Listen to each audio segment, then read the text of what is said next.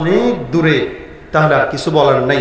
যেখানে ১৫০০ বছর আগে রাসূল বলেছেন আনা ওয়াসসাআ কাহাতাইন, সেখানে আমরা ঠেলে ঠেলে কিয়ামতকে পিছনে পাঠাইতেছি, অথচ নিজেও বুঝতেছি না যে আমি নিজেই কিয়ামতের আলামত, নিজেই বুঝতেছি না। আমরা এক একজন কিয়ামতের আলামত হয়ে বহন করতেছি আর সমাজে ঘুরতেছি। মাআযাল্লাহ, আল্লাহ মাফ করুক, যারা বলেন আমিন। আমি যে হাদিসটা শেষে শুনে রাসূল বলেন ইন্নাকা মা'a মান আহবাবতা, আল্লাহর নবীকে ভালোবাসার কয়টা আল্লাহ পাক রব্বুল আলামিন ফায়দা কোরআনে বলেন। একটা হলো ওয়া ইন তুতিউহু তাহতাদু, আল্লাহ পাক ডাক দেয়া বলেন ওয়া ইন তুতিউহু তাহতাদু, যদি তার ইতাআত করো হেদায়েত প্রাপ্ত হয়ে যাবে। আল্লাহু আকবার। কি হবেন? কি হবেন? হেদায়েত প্রাপ্ত। এখন আপনি কবেন আমি তো হেদায়েত প্রাপ্ত আছি, নামাজ তো পড়ি, দাড়ি তো রাখছি, টুপি তো রাখছি। হ্যাঁ, দাড়ি টুপি রাখলেই কি হেদায়েত প্রাপ্ত হয়? হেদায়েত বহুত বড় দামি জিনিস। এটার ব্যাখ্যা এলাকার বড় বড় কোনো মুহাদ্দিস, ফকি, কোনো পীর সাহেব, বুজুর্গ, হযরতের কাছে জিজ্ঞাসা করবেন। নামাজ পড়লেই হেদায়েত প্রাপ্ত হয় না, হেদায়েতের আরো অনেক অর্থ আছে। আল্লাহ পাক বলেন ইন তুতিউহু তাহতাদু, যদি তাকে পরিপূর্ণ ইতাআত করো তো হেদায়েত প্রাপ্ত হয়ে যাবে। এটা এক নম্বর ফায়দা। দুই নম্বর ফায়দা ওয়া আতিউল্লাহ ওয়ার রাসূল লাআল্লাকুম তুরহামুন, আল্লাহ পাক বলেন যদি কেউ আল্লাহ এবং আল্লাহর রাসূলকে ইতাআত করে তাহলে আমি আল্লাহ তাদেরকে দয়া করব, রহম করব। সুবহানাল্লাহ ওয়া বিহামদিহি। এক নম্বরে আল্লাহ কি করবেন? হেদায়েত দিবেন। দুই নম্বরে আল্লাহ পাক রহমত দান করবেন। হেদায়েতের পরে রহমতটা অনেক জরুরি। যদি হেদায়েত হয়েই গেল, রহমত যদি না করে আবার গুমরা হবে। এই কারণে হেদায়েত পাওয়ার পরে রহমত দিয়া কবর পর্যন্ত হেদায়েতের উপর অটল থাকার জন্য আল্লাহর রহমত দরকার আছে না নাই? আল্লাহ পাক হেদায়েত করবেন, রহমতও করবেন। তিন নম্বর ওমাইয়ুতিল্লাহ ওয়ার রাসূল, ওই যে বললাম কেউ যদি আল্লাহ আল্লাহর রাসূলের ইতাআত করে তো 4 প্রকার মানুষের সঙ্গে জান্নাতে রেখে দিবেন। সুবহানাল্লাহ। 4 নম্বর কুল ইন কুনতুম তুহিব্বুনাল্লাহ ফাত্তাবিউনি ইউহিব্বুকুমুল্লাহ ওয়া ইয়াগফির লাকুম যুনুবাকুম ওয়াল্লাহু গফুরুর রহিম। আল্লাহ বলেন এ আল্লাহকে ভালোবাসতে চাইলে নবীকে ভালোবাসো, তাহলে কি হবে? ওয়া ইয়াগফির লাকুম, তোমাদের গুনাহ মাফ হয়ে যাবে।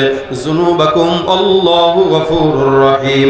এক নম্বরে আল্লাহ হেদায়েত দান করবে, দুই নম্বরে আল্লাহ দয়া করবে, রহমত করবে, তিন নম্বরে দয়া দিয়া সমস্ত বান্দাদেরকে 4 প্রকার মানুষের সঙ্গে জান্নাতে রাখবে।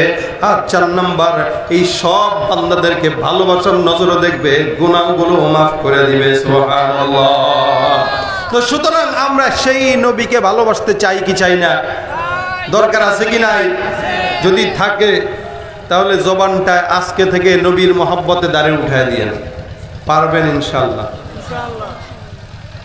রাসূলের মহব্বতে একটু সুন্নতি লেবাস ধরেন, রাসূলের মহব্বতে মেসওয়াক ধরেন, রাসূলের মহব্বতে কাউকে কষ্ট দিয়েন না, রাসূলের মহব্বতে কাউকে গালিগালাজ করেন না, রাসূলের মহব্বতে দ্বীনের পথে সোজা চলার চেষ্টা করেন। এই কথাগুলো আমি আমাকে বলছি, আপনাদেরকেও বলছি। এটা রাসূলের প্রেমের আলামত।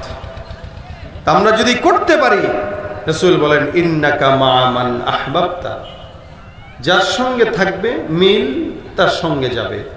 এই জন্য বন্ধু বানাইতে গেলেও হিসাব করা যে আমি কাকে বন্ধু বানাচ্ছি, সে কতটুকু ভালো। সে যদি গাঁজাখোর হয় তাহলে ওর সঙ্গে আমার হাসর হবে, আর সে যদি জিকিরওয়ালা হয় তো ওর সঙ্গে আমার হাসর হবে। আল্লাহ পাক আমাদের সকলকে রাসূল সাল্লাল্লাহু আলাইহি ওয়াসাল্লামের প্রতি দিলের মহব্বত ঢুকায় দেখ, এবং আল্লাহ পাক আমাদেরকে রাসূলের সঙ্গে মহব্বত জোড় হওয়ার তৌফিক দান করুন, বলেন আমিন।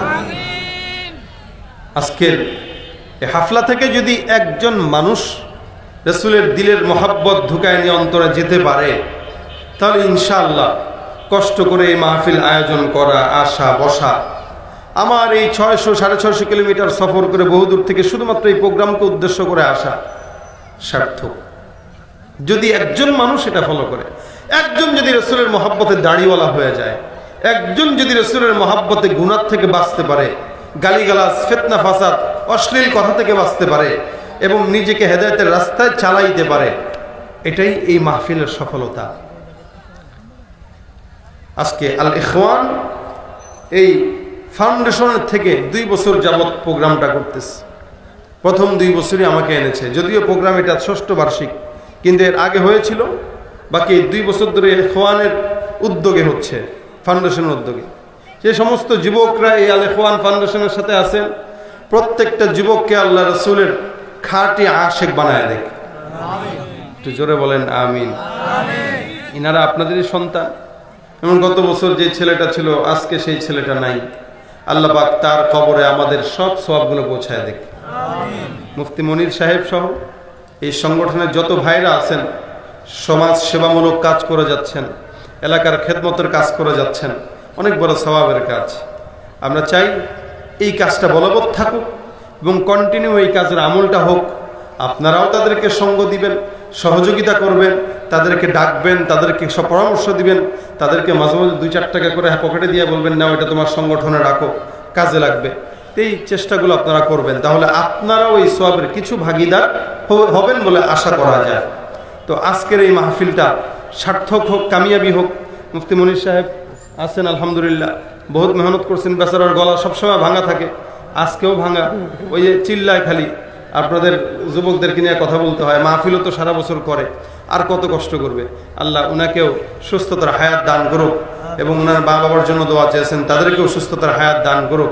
আপনাদের জন্য দোয়া করি, যারা কষ্ট করে বৃষ্টির মধ্যেও মহাব্বত নিয়ে এই পর্যন্ত বসছেন।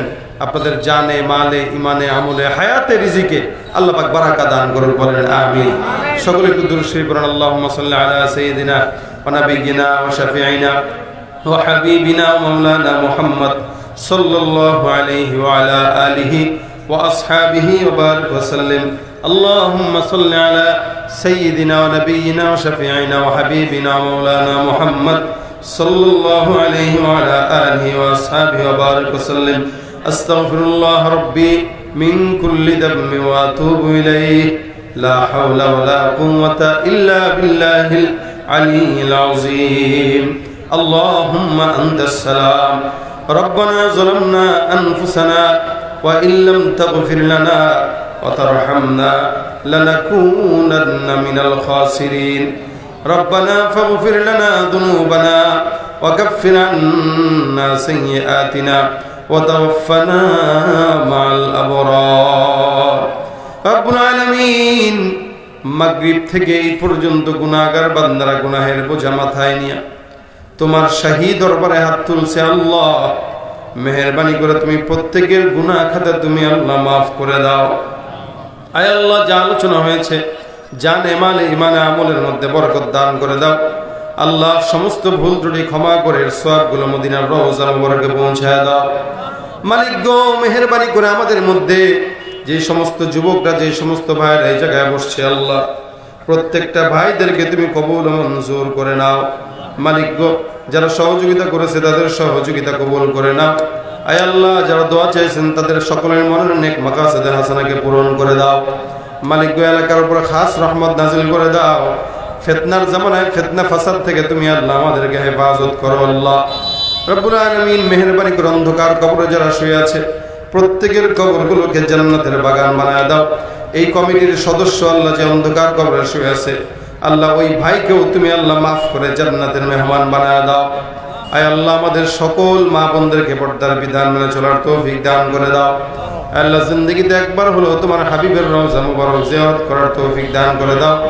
বারবার যাওয়ার তৌফিক দান করে দাও। আল্লাহ রব্বিরহামহুমা কামা রব্বায়ানি সগীরা, রব্বিরহামহুমা কামা রব্বায়ানি সগীরা।